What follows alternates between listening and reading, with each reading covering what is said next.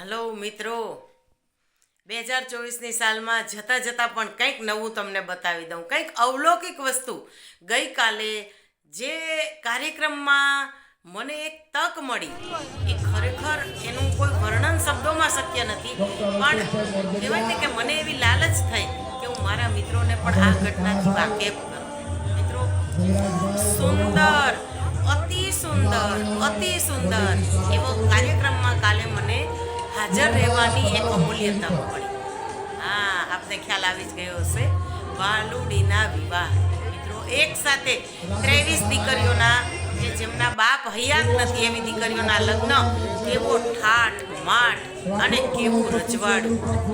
મિત્રો, જ્યારે આ પ્રસંગમાં હું હાજર હતી ને, ત્યારે હું મારા ભૂતકાળમાં જતી રહી કે લગભગ આજથી 35-40 વર્ષ પહેલાં જો કોઈ દીકરીનો બાપ હયાત ન હોય અને આર્થિક સ્થિતિ થોડી ઘણી મીડિયમ કે નબળી હોય તો હાલત કેવી થતી હતી. જો ઘરમાં ભાઈ નાનો હોય તો કન્યાદાન લેવા માટે પણ કોઈ ન હોય.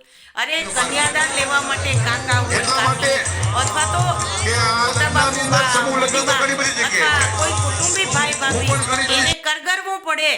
દીકરીની માં ખોડો પાથરે કે ભાઈ તમે કન્યાદાન લેવા બેસો, અને છતાંય કોઈ હા ન પાડે. અને કેવી લાચાર ભરી સ્થિતિ, એવી સ્થિતિમાં આંગળે જાન આવે અને જે કાંઈ મોટી ચપટી હોય એમાંથી એ લગ્ન થાય, અને આખી જે પ્રસંગ છે એ પ્રસંગ દીકરીના વિદાયનો પ્રસંગ કરુણ તો છે જ મિત્રો, પણ એ કરુણા બેવડાઈ જાય.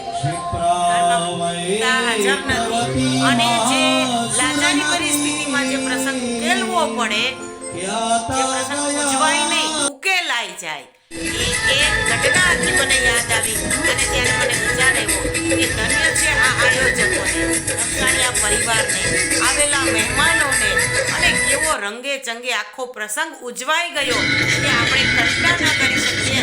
એક રાજરાણીની જેમ દીકરીઓ જ્યારે મંડપની અંદર, જ્યારે દરેક લક્ષ્મી છે કે નારાયણને વરવા માટે જ્યારે જતી હતી, ત્યારનું દ્રશ્ય તો મિત્રો કદાચ આપણે બહુ ખમતીધર હોઈએ, આપણે એક જ દીકરી હોય, છતાંય એ દીકરી એને લગ્નમાં કર્યાવર આપણે ન કરી શકીએ એટલી યાદી નાની વસ્તુ, પાણિયારાના માટલાથી માંડી અને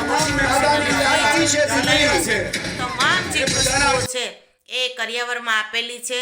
અને ખૂબ સુંદર કરિયાવર સાથે એક જે માણસનું ગૌરવ, એ દીકરીનો બાપા દુનિયામાં હયાત નથી ત્યારે એ દીકરીને પોતાના દીકરી હોવાનું ગૌરવ મળે, એ પરિવારને પોતાની કન્યાનું દાન કરવાનું ગૌરવ મળે, એવા એક સુંદર મજાના પ્રસંગમાં હાજર રહી અને ખરેખર મને એવું થયું કે વાહ ભગવાન વાહ, કેવી તારી કૃપા, એવો સુંદર સમય આવ્યો છે મિત્રો.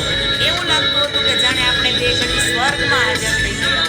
આજુબાજુ ચારે બાજુ જ્યાં જુઓ ત્યાં મંડપ શણગારેલા મંડપ, અને એની અંદર લક્ષ્મીનારાયણ સ્વરૂપે બિરાજેલા વર અને કન્યા. જ્યારે આવા પ્રસંગો સમાજમાં આપણે જોઈએ ત્યારે એવું નથી લાગતું કે આ કલિયુગ છે, એવું લાગે છે કે આ તો ખરેખર સત્યુગ છે. અને પેલા તો દીકરીના લગ્ન કરવા હોય અને બાપ હયાત ન હોય તો પાટીના મોઢું ફેરવી લેતા. કદાચ વળી 5 પૈસા માગશે તો, મદદ માગશે તો, આપણે કન્યાદાન લેવા બેસશું ને વળી 5 પૈસા દેવા પડશે તો.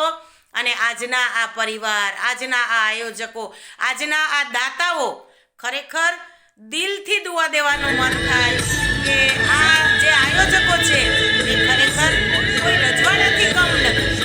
એવું સાંભળ્યું છે કે પહેલાના રાજાઓ છે એ આવી રીતે ગરીબ દીકરીઓને લગ્ન કરાવી આપતા, પણ એનાથી પણ આ કંઈક વિશેષ છે, કારણ કે ત્યાં રાજાને પોતાનો ઘમંડ રહેતો.